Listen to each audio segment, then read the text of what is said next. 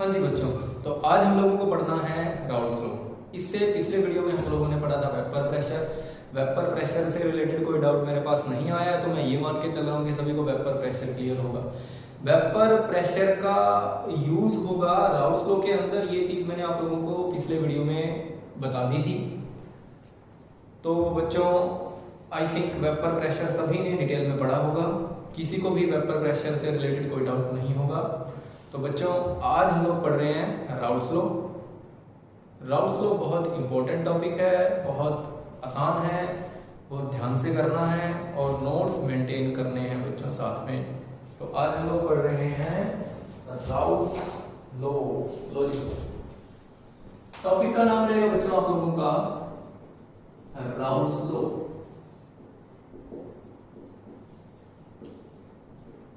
हाँ जी बच्चों, ये जो लॉ रहता है इस लॉ को बेसिकली मैं दो केसेस में पढ़ता हूँ। पहला केस रहता है लिक्विड सॉल्यूशन का। पहला जो केस रहेगा that will B of liquid solution, और जो दूसरा केस रहेगा सॉलिड लिक्विड सॉल्यूशन। पहला केस रहेगा लिक्विड सॉल्यूशन, मतलब सॉल्यूट भी क्या रहेगा लिक्विड, सॉल्वेंट भी क्या रहेगा लिक्विड। और दूसरा केस किसका रहेगा सॉलिड लिक्विड सॉल्यूशन, मतलब सॉल्यूट क्या रहेगा सॉलिड और सॉल्वेंट क्या रहेगा लिक्विड। तो आज जो केस आप लोगों के साथ में डिस्कस कर रहा हूं that is of liquid solution, that is of liquid solution. Solute क्या रहेगा बच्चों लिक्विड, सॉल्वेंट भी क्या रहेगा लिक्विड। ठीक है जी बच्चों। अब देखो मैं कहता हूं कि मेरे पास कोई सॉल्यूशन है, दो कंपोनेंट ए और बी से मिलकर बना है। कोई सॉल्यूशन है जो दो कंपोनेंट ए और बी से मिलकर बना है। मैं कहता हूं कि ए रिप्रेजेंट कर रहा है मानो सॉल्यूट को और बी किस चीज को रिप्रेजेंट कर रहा है सॉल्वेंट को। हाँ जी, तो स्मॉल पी ए किस चीज को रिप्रेजेंट कर रहा होगा, ये रिप्रेजेंट कर रहा होगा partial vapour pressure of component A. ऐसे ही स्मॉल पी बी किस चीज को दिखाएगा बच्चों, ये दिखाएगा partial vapour pressure of component B. Partial vapour pressure of component A, partial vapour pressure of component B. Small x A mole fraction of component A in solution, mole fraction of component A in solution। और ऐसे ही XB किस चीज को represent करेगा मोल fraction of component B in solution। लो जी बच्चों, बहुत simple सी terms हैं, सभी को क्लियर होंगी। अब ये PA और PB का क्या मीनिंग है बच्चों, ये आप लोगों को मैं पिछले वीडियो में क्लियर कर चुका हूँ। फिर भी एक बार बता देता हूँ जिन्होंने वेपर प्रेशर नहीं पढ़ा बच्चों। मैं कहता हूँ कि मेरे पास कोई दो कंपोनेंट्स का सॉल्यूशन है, कोई दो कंपोनेंट है A और B। A और B कोई दो कंपोनेंट है, A B लिक्विड फॉर्म में पड़ा है और B भी लिक्विड फॉर्म में पड़ा है। ठीक है बच्चों, ए की वजह से कुछ वेपर्स बने, कंटेनर क्लोज लिया हुआ है। बी की वजह से कुछ वेपर्स क्रिएट हुए, इनको मैं थोड़ा सा लार्ज साइज के डॉट के साथ दिखा रहा हूँ और स्मॉल साइज के डॉट के साथ जो वेपर्स बन रहे हैं ये ड्यू टू कंपोनेंट ए है, और ये जो लार्ज साइज के डॉट के साथ वेपर्स आ रहे हैं ये ड्यू टू कंपोनेंट बी है। तो इसको बोला जाएगा बच्चों partial vapour pressure due to component A. Partial word क्यों यूज कर रहा हूं, दो कंपोनेंट है, वेपर प्रेशर लग रहा है एक तो कंपोनेंट ए की वजह से और साथ में कंपोनेंट बी की वजह से। कुछ ना कुछ वेपर प्रेशर होगा ड्यू टू कंपोनेंट ए और कुछ ना कुछ वेपर प्रेशर होगा ड्यू टू कंपोनेंट बी। तो कंपोनेंट ए की वजह से जो वेपर प्रेशर लगेगा उसको बोला जाएगा partial vapour pressure of component A. ऐसे ही कंपोनेंट बी की वजह से जो वेपर प्रेशर लगेगा उसको क्या बोला जाएगा partial vapour pressure of component B. Partial vapour pressure of component A, क्योंकि टोटल वेपर प्रेशर जो लगेगा उसमें दो कंपोनेंट्स का कंट्रीब्यूशन रहेगा, कंपोनेंट ए और कंपोनेंट बी। तो कंपोनेंट ए की वजह से जो वेपर प्रेशर लगेगा उसको बोला जाएगा partial vapour pressure of component A, और कंपोनेंट बी की वजह से जो वेपर प्रेशर लगेगा उसको बोला जाएगा partial vapour pressure of component B. Partial vapour pressure of component B, partial word use किया जाएगा for component A and component B. और जब इन दोनों का सम कर दूंगा तो क्या निकल जाएगा, total vapour pressure, vapour pressure of component A and vapour pressure of component B, दोनों को ऐड कर दूंगा तो क्या निकल जाएगा, टोटल वेपर प्रेशर। ठीक है जी, तो पी ए और पी बी कहां यूज किया जाएगा, फॉर पार्शियल वेपर प्रेशर। अच्छा, पी ए नॉट कहां यूज किया जाता था, अगर मैंने किसी कंटेनर के अंदर सिर्फ एक ही कंपोनेंट ले लिया बच्चों, मैं कहता हूं कि इसके अंदर सिर्फ कंपोनेंट ए पड़ा है, कंपोनेंट बी इसके साथ मिक्स नहीं है, सिर्फ कंपोनेंट ए पड़ा है, तो कंपोनेंट ए की वजह से जो वेपर्स बनेंगे उनको बोला जाएगा बच्चों vapour pressure due to component A in pure form. ये नोड लगाया जाता है ना, नोड किसके लिए लगाया जाता है, प्योर फॉर्म के लिए, तो बोला जाएगा वेपर प्रेशर। पार्शियल वर्ड यहां यूज नहीं करोगे यार, पार्शियल क्यों यूज करोगे, पार्शियल तो मैं तब यूज करूंगा अगर मैंने मिक्सचर ऑफ टू कंपोनेंट्स लिया है, मैं तो प्योर कंपोनेंट ए पढ़ा है, तो उसको बोला जाएगा vapour pressure due to component A, vapour pressure of component A in pure form. ऐसे ही अगर सिर्फ कंपोनेंट बी पढ़ा है किसी कंटेनर में तो उसको बोला जाएगा vapour pressure of component B in pure form. ठीक है, तो उसको दिखा दूंगा पी बी नॉट से, अगर सिर्फ कंपोनेंट बी पढ़ा है, और सिर्फ अगर कंपोनेंट ए पढ़ा है तो vapour pressure of component A in pure form, इसका मतलब है vapour pressure of component B in pure form. ठीक है जी, ये मतलब होता है। अगर अभी भी किसी को क्लियर नहीं है तो वेपर प्रेशर का वीडियो देख लेना बच्चों आप लोग, वहां से आप लोगों को क्लियर हो जाएगा।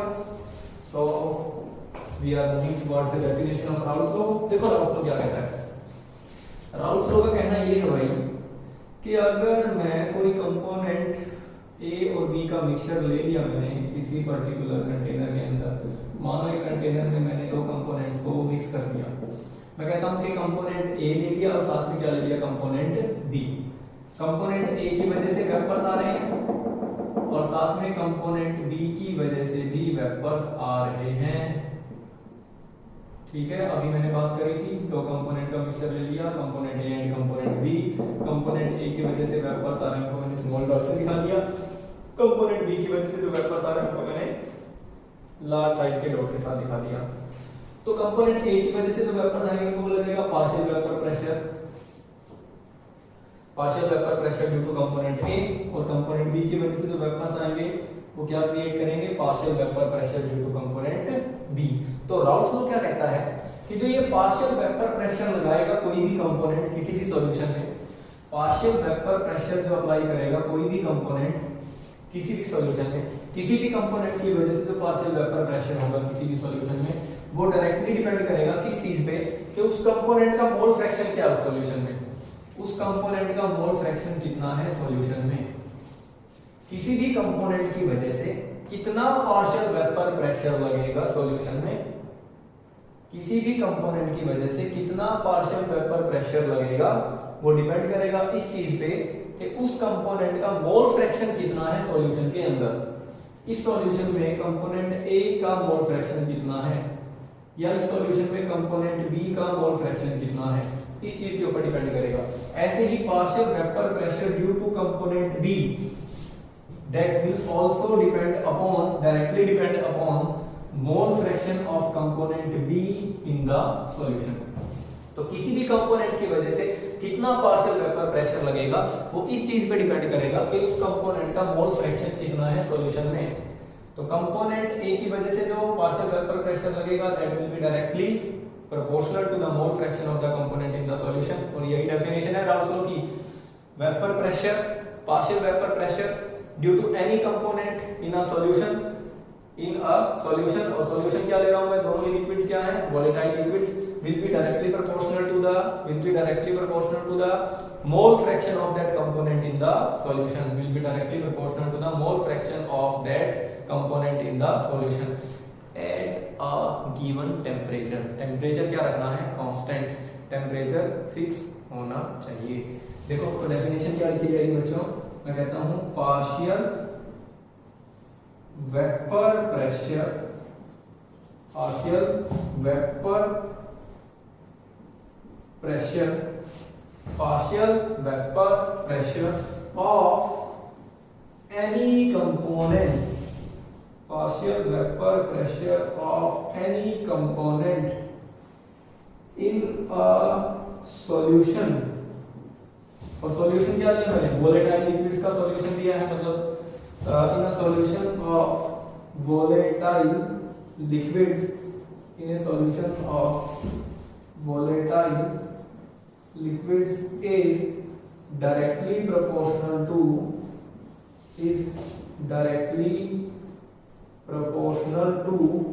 किस चीज के प्रोपोर्शनल होगा, mole fraction, directly proportional to the mole fraction of the directly proportional to the mole fraction of the component, directly proportional to the mole fraction of the component in the solution at a given temperature। ये जरूरी ना भाई बच्चों, temperature constant होना जरूरी है। ये कहता है कि पार्शियल वेपर प्रेशर, किसी भी कंपोनेंट का जो पार्शियल वेपर प्रेशर होगा किसी सॉल्यूशन में, जो वोलेटाइल लिक्विड्स का सॉल्यूशन है, वो डायरेक्टली इस चीज के ऊपर डिपेंड करेगा कि उस कंपोनेंट का मोल फ्रैक्शन क्या है सॉल्यूशन में, इसी एक फिक्स टेम्परेचर के ऊपर। ठीक है बच्चों, डायरेक्टली प्रोपोर्शनल का साइन हटाने के लिए हम लोग यहाँ क्या लगाते हैं, PA। देखो PA डायरेक्टली प्रोपोर्शनल का साइन हटाने के लिए यहाँ लगाया जाता है PA नॉट XA। तो इसका मतलब है partial vapour pressure of component A in pure form.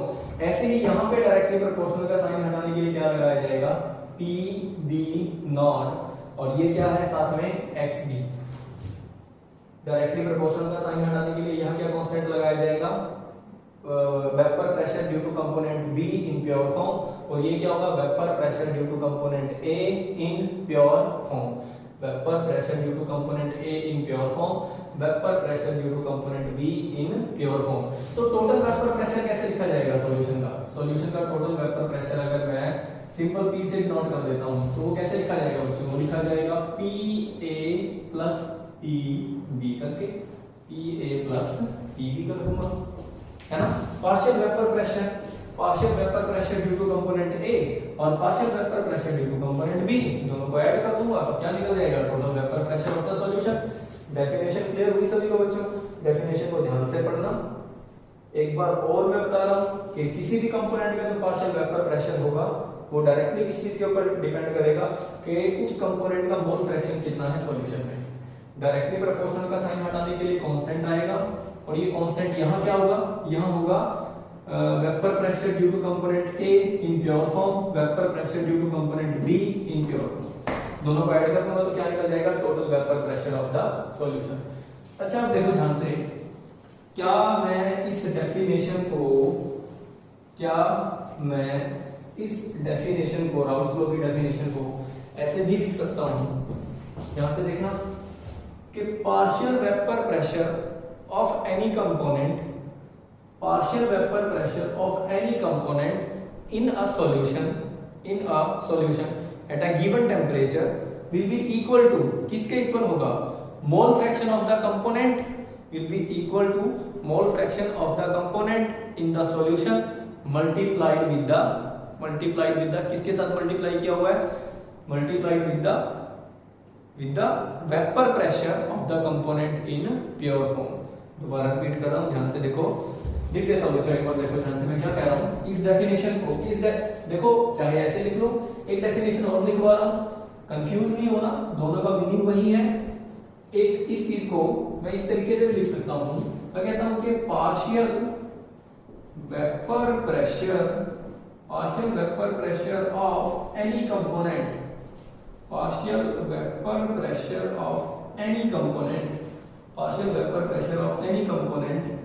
in a solution at a given temperature। ये जरूरी है भाई, टेम्परेचर कांस्टेंट रखना जरूरी है, ये आप लोगों को वेपर प्रेशर के केस में बताया ही मैंने।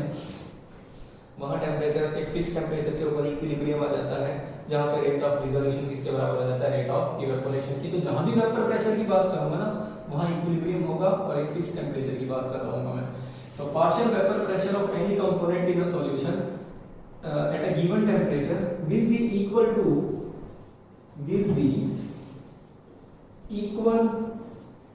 to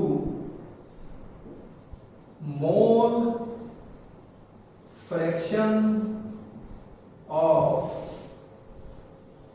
that component in the solution multiplied by उस कंपोनेंट का जो मोल फ्रैक्शन है उसकी मल्टीप्लिकेशन किसके साथ करनी है, multiplied by vapour pressure of that component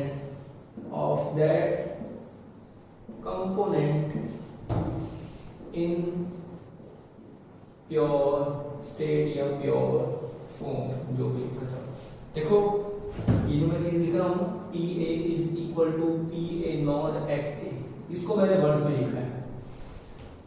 ये जो डायरेक्टली प्रोपोर्शनल का साइन लगाया मैंने, इसको मैंने इनवर्स में लिखा है।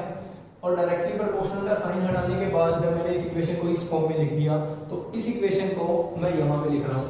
मैंने क्या लिखा, partial vapour pressure of any component in solution, किसी भी कंपोनेंट का जो पार्शियल वेपर प्रेशर होगा, किसी भी कंपोनेंट का जो पार्शियल वेपर प्रेशर होगा किसी भी सॉल्यूशन में एट अ गिवन टेम्परेचर, किसी एक पर्टिकुलर टेम्परेचर के ऊपर, that will be equal to, वो किसके इक्वल होगा, mole fraction of that component in the solution, mole fraction of that component in the solution, उसको किसके साथ मल्टीप्लाई किया, multiplied by the vapour pressure of that component, multiplied by the vapour pressure of that component in pure state या in pure form. ठीक है जी, बस इसी equation को मैंने इनवर्स में लिख दिया। दोनों में से जो डेफिनेशन आपको ध्यान रह जाए दैट इज बेटर, कोई चक्कर नहीं है, दोनों ही बढ़िया है, दोनों में ही कोई प्रॉब्लम नहीं है, कहीं भी नंबर नहीं कटने। आपको जो डेफिनेशन याद रहती है आप वो डेफिनेशन लिख सकते हो। ठीक है जी बच्चों, तो ये तो बात हुई डेफिनेशन की। अब देखो मैं कहता हूं बच्चों कि टोटल वेपर प्रेशर की बात कर रहा हूं, सॉल्यूशन के टोटल वेपर प्रेशर की बात कर रहा हूं। सॉल्यूशन के टोटल वेपर प्रेशर को मैं किस तरीके से लिख सकता हूं, कैसे लिखूंगा सॉल्यूशन के टोटल वेपर प्रेशर को? सॉल्यूशन का टोटल वेपर प्रेशर मैंने P से रिप्रेजेंट कर दिया, and that will be equal to partial vapour pressure of component A plus partial vapour pressure of component B, है ना। तो क्या इसको ऐसे लिख सकता हूं मैं? थोड़ा सा मैथमेटिकल पार्ट है बायो वालों, ध्यान से देखना। ये है partial vapour pressure of component A in pure form, PA किसके बराबर है, partial vapour pressure of A, partial vapour pressure of component A किसके बराबर है, vapour pressure of component A in pure form into XA, और इसको भी क्या लिख सकता हूं, PB नॉट XB। तो ये इक्वेशन बन जाएगी total vapour pressure. Total vapour pressure of the solution किसके बराबर आ जाएगा, PA not XA plus PB not XB। ठीक है जी बच्चों, इसमें कोई कंफ्यूजन होगी नहीं आप लोगों को, बहुत सिंपल सी चीज है, इस चीज को उतारना। तो राउल्स लॉ क्या कहता है कि किसी भी कंपोनेंट का जो पार्शियल वेपर प्रेशर होगा that will be directly proportional to the mole fraction of that component, that will be directly proportional to the mole fraction of that component in the solution at a given temperature. किसी भी component का जो partial vapour pressure होगा that will directly depend upon mole fraction of that component in the solution at a fix temperature, है ना। और directly proportional का sign हटाने के लिए कांस्टेंट लगाया जाएगा। वो कांस्टेंट क्या रहेगा, उस कंपोनेंट का vapour pressure in pure form, वो कांस्टेंट क्या रहेगा, उस कंपोनेंट का vapour pressure in pure form. बहुत सिंपल है, क्लियर है। अब देखो राउल्स लॉ का ग्राफ पढ़ना है लोगों को बच्चों। एक ग्राफ है बड़ा फेमस सा इसका, और बच्चों को बड़ा कंफ्यूजिंग लगता है, पर है बहुत सिंपल। समझोगे तो सारी चीजें सिंपल है, रट्टे मारोगे तो भाई मुश्किल है, मुश्किल है, मुश्किल है, मुश्किल है। और फिर रट्टे मारोगे तो सब मुश्किल है, ध्यान से समझोगे तो सब आसान है। ये देखो मैं कहता हूँ राउल्स लॉ का ग्राफ। अभी मैंने क्या किया कि दो कंपोनेंट का एक सॉल्यूशन लिया, कंपोनेंट ए और कंपोनेंट बी का, इसको मैं बोल रहा था सॉल्यूट और इसको मैं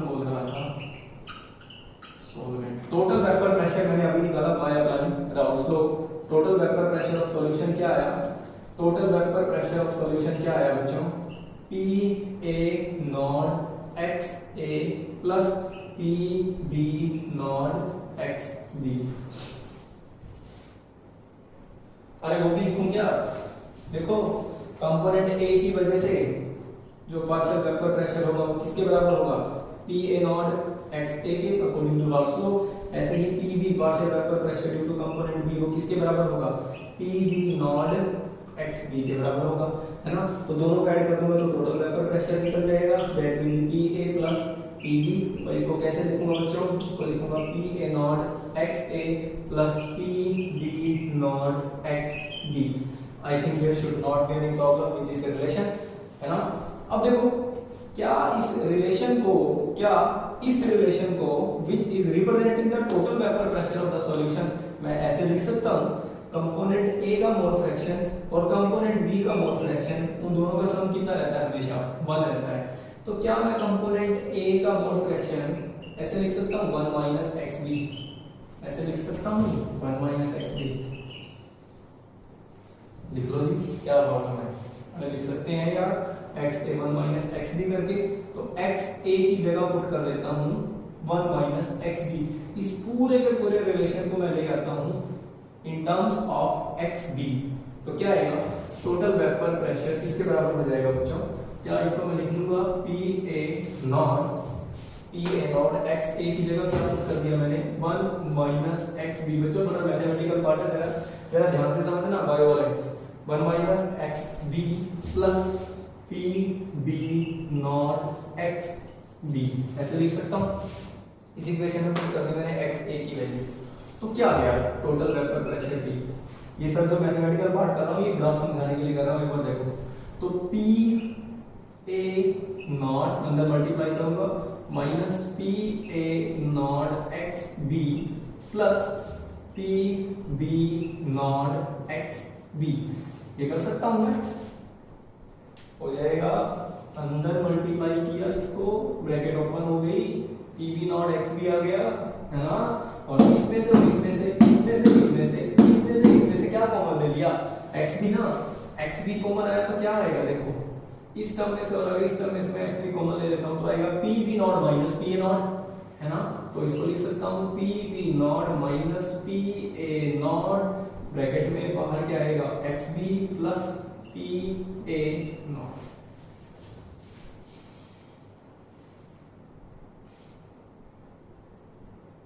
सिंपल है ना।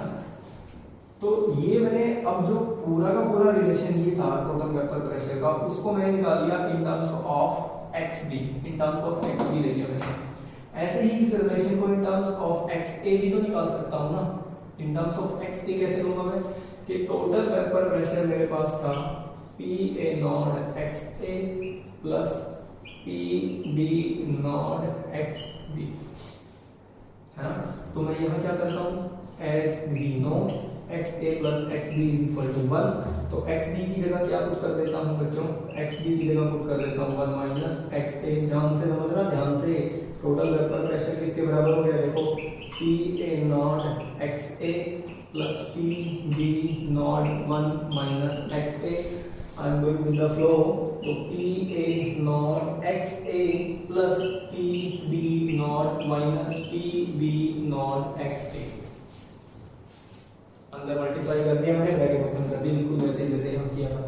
अब इस टर्म में से और इस टर्म में से एक्स ए कॉमन लेना है मेरे को, इस टर्म में से और इस टर्म में से एक्स ए कॉमन लेना है, तो क्या है देखना, ये आ गया P A naught minus P B naught, बाहर कॉमन क्या ले लिया एक्स ए, प्लस बचा क्या, अब बचा क्या पी बी नॉट ना, क्या गया पी बी नॉट बच गया।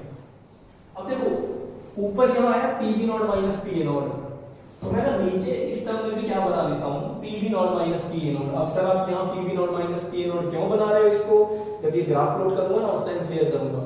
अब देखो P B not minus P A naught, इसको भी मैं बना लेता हूँ, यहाँ पे माइनस कॉमन लेके माइनस बाहर आ गया, और ये आ गया P B not minus P A not x A plus P B not. लो बच्चों मैथमेटिकल पार्ट देखो,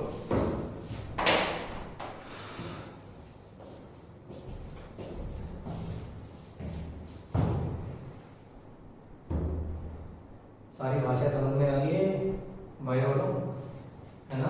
ये देखो partial vapour pressure of component A, समीकरण number 1 equation number 1, partial vapour pressure of component B equation number 2, दोनों का sum ले लिया, total vapour pressure of the solution equation number 3 देखो 1 2 3 1 2 3, ये काम कर दो ना। xa plus xb is equal to 1 होता है। मैं कहता हूं कि मैं इस इक्वेशन को xb की फॉर्म में लेके आना चाहता हूं, तो मैं क्या करता हूं, मैं xa की जगह पुट कर देता हूं 1 माइनस xb। तो मैंने इस इक्वेशन नंबर 3 के अंदर क्या पुट कर दिया, 1 minus xb at the place of xa की जगह 1 माइनस xb पुट कर दिया, और इस पूरी की पूरी इक्वेशन को मैं xb की फॉर्म में ले आया। मतलब वेपर प्रेशर में वेरिएशन हो रहा है विद रिस्पेक्ट टू xb, है ना। अब देखो यही इक्वेशन नंबर 3 मैंने दोबारा उठाई। अब मैं इस इक्वेशन को xa की टर्म्स में लेके आना चाहता हूं। अगर मैं इसको xa की टर्म्स में लेके आना चाहता हूं तो मैं xb की जगह पुट कर देता हूं 1 माइनस xa। मैंने इसकी जगह क्या पुट कर दिया, 1 माइनस xa। तो पूरी की पूरी इक्वेशन xa की टर्म्स में आ गई है। वेपर प्रेशर में वेरिएशन हो रहा है विद रिस्पेक्ट टू xa। अब देखो ग्राफ है थोड़ा सा अजीब सा ही लगेगा, पर अजीब नहीं है, बड़ा सिंपल है। समझोगे तो सब सिंपल है, नहीं समझोगे तो प्रॉब्लम है, बड़ी प्रॉब्लम है भैया। ये देखो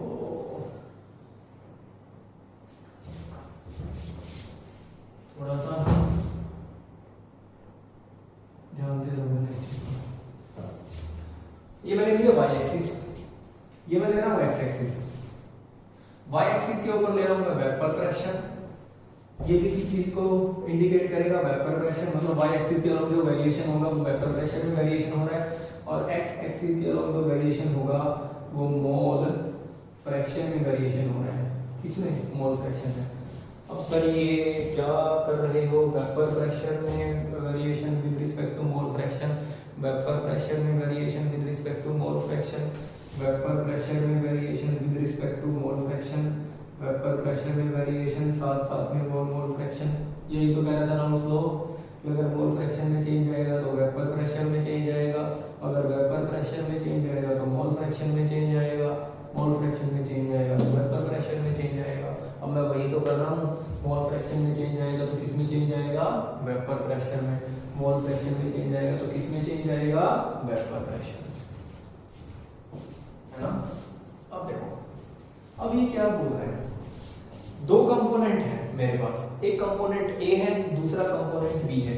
मैं ये कहता हूं ये यहां पे मैंने कंपोनेंट ए को 0 ले लिया, कंपोनेंट ए का मोल फ्रैक्शन 0 है। ये देखो xa plus xb will be always equal to 1।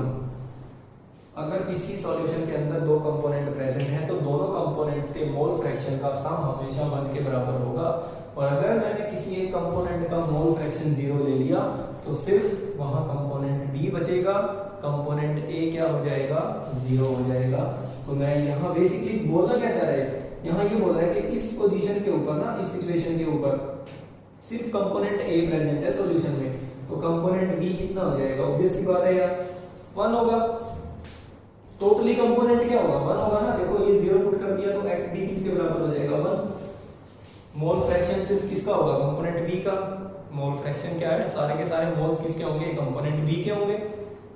अरे नहीं, ठीक है, कंपोनेंट ए होगा ही नहीं यहाँ। कंपोनेंट ए का जब मोल फ्रैक्शन 0 है तो कंपोनेंट ए के नंबर ऑफ मोल 0 होंगे सॉल्यूशन में, तो सिर्फ वहां किसके मोल प्रेजेंट होंगे, कंपोनेंट बी के। क्लियर है। और इस कॉर्नर पे मैं लिख देता हूं, इस कॉर्नर पे मैं लिख देता हूं, मैं यहां लिख रहा हूं कि x a is equal to 1। यहां से यहां मूव करते हुए क्या हो रहा है कि कंपोनेंट ए के नंबर ऑफ मोल बढ़ते जा रहे हैं सॉल्यूशन में। यहां से यहां मूव करते हुए कंपोनेंट ए के नंबर ऑफ मोल बढ़ते जा रहे हैं सॉल्यूशन में, तो कंपोनेंट ए का मोल फ्रैक्शन बढ़ता जा रहा है सॉल्यूशन में। तो कंपोनेंट बी का मोल फ्रैक्शन घटेगा ना यहां से यहां मूव करते हुए। अगर सॉल्यूशन में कंपोनेंट ए की अमाउंट बढ़ती जा रही है तो कंपोनेंट बी की अमाउंट क्या करती जाएगी, घटती जाएगी, और अल्टीमेटली कंपोनेंट बी की अमाउंट यहां आके क्या हो जाएगी, 0। क्लियर है। अगर यहां सिर्फ कंपोनेंट ए प्रेजेंट है तो कंपोनेंट बी क्या होगा, 1 होगा। अगर यहां सिर्फ component B sorry component A present है तो कंपोनेंट बी क्या हो जाएगा 0। यहां से यहां आते हुए कंपोनेंट ए का मोल फ्रैक्शन बढ़ता जा रहा है तो कंपोनेंट बी का मोल फ्रैक्शन घटता जा रहा है। या ऐसे बोलो कि यहां से यहां जाते हुए कंपोनेंट बी का मोल फ्रैक्शन बढ़ता जा रहा है तो कंपोनेंट ए का मोल फ्रैक्शन घटता जा रहा है। क्यों? क्योंकि दोनों कंपोनेंट्स के मोल फ्रैक्शन का सम हमेशा 1 के बराबर रखना है। अगर ये बढ़ता जाएगा तो इसको घटना पड़ेगा 1 के बराबर रहने के लिए, और अगर ये बढ़ता जाएगा तो इसको घटना पड़ेगा 1 के बराबर रहने के लिए। अगर ये बढ़ेगा तो इसको कम होना पड़ेगा, और अगर ये बढ़ेगा तो इसको कम होना पड़ेगा ताकि ये 1 के बराबर रहे। ठीक है जी, ये फंडा सभी को क्लियर होगा। अब मैं ग्राफ बना रहा हूं, देखो अब लाइनें कैसे खींचनी है इसमें।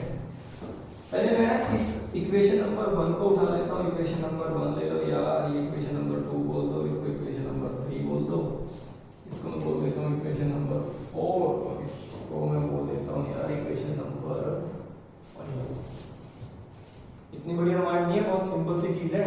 देखो ध्यान से, कंपोनेंट ए की बात करता हूं मैं। कंपोनेंट ए का partial vapour pressure from equation number 1 किसके बराबर था?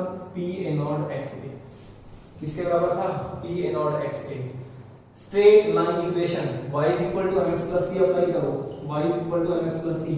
अब भाई जिसने ये पढ़ा है ना 11वीं कक्षा में स्टेट्स ऑफ मैटर में, मैंने डिटेल में पढ़ाया था, अब उसको तो यूं बात समझ में आ जाएगी, और जिसने नहीं पढ़ा उसको मैं दोबारा बताऊं यार। देखो अब y एक्सिस के ऊपर क्या है? Partial vapour pressure of component A या vapour pressure of component A y axis के ऊपर। x एक्सिस के ऊपर क्या आएगा? Mole fraction. कंपेयर करो जरा, y किसके बराबर होगा? Partial vapour pressure of component A। x किसके बराबर आएगा? मोल fraction of component A। n किसके बराबर आएगा? स्लोप। स्लोप बराबर आएगा P A नॉट के। P A नॉट, और ये क्या है? पॉजिटिव। और इंटरसेप्ट, इंटरसेप्ट क्या है? प्लस 0। इंटरसेप्ट क्या है? 0। अगर इंटरसेप्ट 0 आता है, अगर इंटरसेप्ट 0 आता है, स्लोप पॉजिटिव आता है, तो ग्राफ की डायरेक्शन रहेगी ऊपर की तरफ, और ग्राफ कहां से उठेगा? ओरिजिन से। अगर इंटरसेप्ट 0 है, इंटरसेप्ट 0 है तो ग्राफ उठेगा ओरिजिन से, और स्लोप पॉजिटिव है तो ग्राफ की डायरेक्शन कहां जाएगी? ऊपर की तरफ। ग्राफ की डायरेक्शन कहां जाएगी? ऊपर की तरफ। एक्स एक्सिस पे क्या है? XA। एक्स एक्सिस पे क्या है? XA। ये देखो XA यहां 0 था, बढ़ते बढ़ते बढ़ते बढ़ते यहां कितना हो गया? 1। और ये क्या है? y एक्सिस पे क्या है? Vapour pressure of component A। Vapour pressure of component A। अब देखो ना जरा, मैं यहां ओरिजिन से ग्राफ उठा रहा हूं, ये वेपर प्रेशर कंपोनेंट A का जो वेपर प्रेशर होगा बच्चों, वो बढ़ता जाएगा जैसे जैसे कंपोनेंट A का मोल फ्रैक्शन बढ़ता जाएगा। आप डॉट से दिखाना चाहते हो, डॉट से दिखा दो, वो कोई फंडा नहीं है, वो कोई फंडा नहीं है। कि सर मैं अगर यहाँ पे एक डार्क लाइन लगा दूं तो क्या वो गलत होगा? कोई गलत नहीं होगा यार, मैंने डॉट से दिखा दिया, डॉट से दिखा दो, डार्क लाइन से दिखाना है, डार्क लाइन से दिखा दो। अब ये देखो ये बात क्या बोल रहा है? उस चीज की तरफ ध्यान दो। ये कह रहा है कि जैसे जैसे XA बढ़ा, ये XA बढ़ा है ना, और ये y एक्सिस किस चीज को दिखा रहा है? वेपर प्रेशर को, तो वेपर प्रेशर भी बढ़ा। XA बढ़ा तो वेपर प्रेशर बढ़ा, XA बढ़ गया तो XA की कोरस्पोंडिंग और क्या बढ़ गया? Vapour pressure. XA बढ़ गया तो XA की कोरस्पोंडिंग और क्या बढ़ गया? Vapour pressure. XA बढ़ गया, XA की कोरस्पोंडिंग क्या बढ़ गया? Vapour pressure. तो क्या आ गया? स्ट्रेट लाइन ग्राफ आ गया, है ना? ये बात क्लियर है ना? तो ये देखो,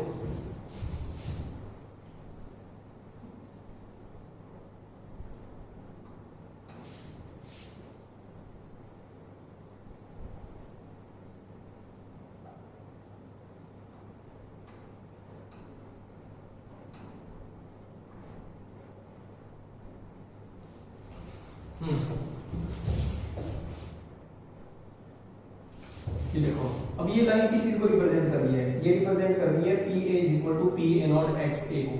ये लाइन किस चीज को रिप्रेजेंट कर रही है? PA is equal to PA not XA को।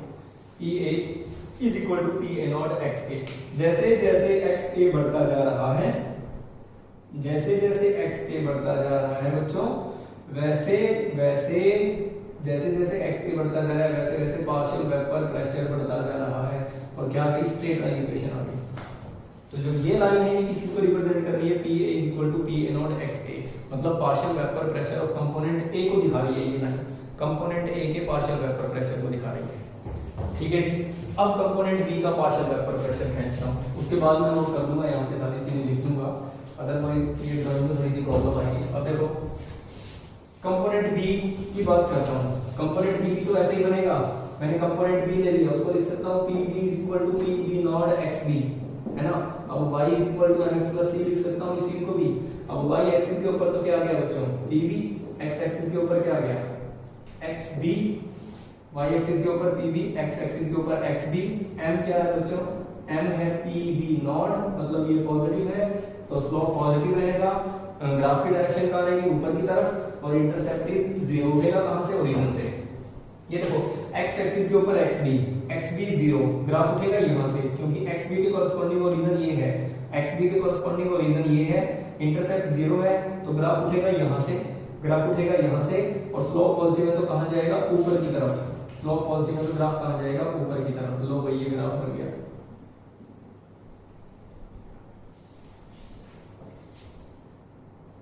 अब सर आपने उसको इस ग्राफ को आपने ऊपर की तरफ खत्म किया, इस ग्राफ को आपने नीचे की तरफ खत्म किया, इसका लॉजिक भी बताता हूँ बाद में, पहले इस चीज को समझ लो। अब y एक्सिस किस चीज को रिप्रेजेंट कर रहे हैं यहाँ, partial vapour pressure of component B. ये partial vapour pressure of component B इस पॉइंट पे, इस पॉइंट पे, इस पॉइंट पे, partial vapour pressure of component B. यहाँ क्या था, partial vapour pressure of component A, partial vapour pressure of component A, ऐसे लिखा के दिखा देता हूँ, partial vapour pressure of component B B B, ये partial vapour pressure of component B के पॉइंट्स हैं, ये है partial vapour pressure of component A के। ठीक है, और partial vapour pressure of component B बढ़ेगा जैसे जैसे mole fraction of component B बढ़ेगा इधर जाते हुए, जैसे जैसे कंपोनेंट बी का मोल फ्रैक्शन बढ़ेगा यहाँ जाते हुए, वैसे वैसे कंपोनेंट बी का पार्शियल वेपर प्रेशर बढ़ेगा इधर जाते हुए। ठीक है, ये चक्कर है। अब देखो तो जो ये लाइन है ये किसके लिए, partial vapour pressure of component A, ये लाइन किसके लिए, partial vapour pressure of component B. अब मैं एक लाइन और खींच रहा हूं, इस लाइन को ध्यान से देखना। मैं क्या करता हूं, इसको यहां पे मिला रहा हूं, इस तरीके का ग्राफ दिखेगा। अजीब सा लगता है बच्चों को, बड़ा कंफ्यूजन हो जाता है इस ग्राफ को देख के। इतना आसान ग्राफ है ये, जिसको स्ट्रेट लाइन इक्वेशन आती है, कुछ भी नहीं है इसमें। स्ट्रेट लाइन इक्वेशन जिस बच्चे को आती है उसको एक ग्राफ प्लॉट करना आता है। देखो अब जो नीचे वाली मैंने दो लाइनें लगाई हैं, ये तो बता रहा है partial vapour pressure of component ए, जिसको मैं लिख सकता हूं पी ए नॉट एक्स ए, और जो ये वाली लाइन है ये किस चीज को दिखा रही है, partial vapour pressure of component B, जिसको मैं लिख सकता हूं P B not X B, P B not X B. Is this clear to all of you, है ना। ये लाइन किस चीज को दिखा रही है, partial vapour pressure of component A को, और ये लाइन किसको दिखा रही है, partial vapour pressure of component B को। तो इक्वेशन नंबर 1 और 2 तो यूज हो चुकी भाई। अब मुद्दा उठता है सर इक्वेशन नंबर 3, 4 और 5 क्यों बनवाई आपने। अब देखो 4 और 5 का यूज होगा, 3 को ही मैंने अल्टीमेटली कन्वर्ट किया था 4 और 5 में, तो यूज होगा इस 4 और 5 का ही। अब देखो क्या फंडा है, इधर देखना जरा, इस पॉइंट के ऊपर, इस पॉइंट के ऊपर सिर्फ कंपोनेंट ए प्रेजेंट है, कंपोनेंट बी 0 है, यानी इस पॉइंट के ऊपर जो ये वेपर प्रेशर आएगा, कौन सा, ये वाला, ये पॉइंट, ये सिर्फ किसकी वजह से आएगा, only due to component A, only due to component A, समझ रहे हो। और यहाँ पे जो वेपर प्रेशर आएगा, यहाँ सिर्फ कंपोनेंट बी की वजह से आएगा, क्योंकि यहाँ कंपोनेंट ए 0 हो गया, मतलब यहाँ सिर्फ कंपोनेंट ए प्रेजेंट होगा इन प्योर फॉर्म, और यहाँ सिर्फ कंपोनेंट बी प्रेजेंट होगा इन प्योर फॉर्म।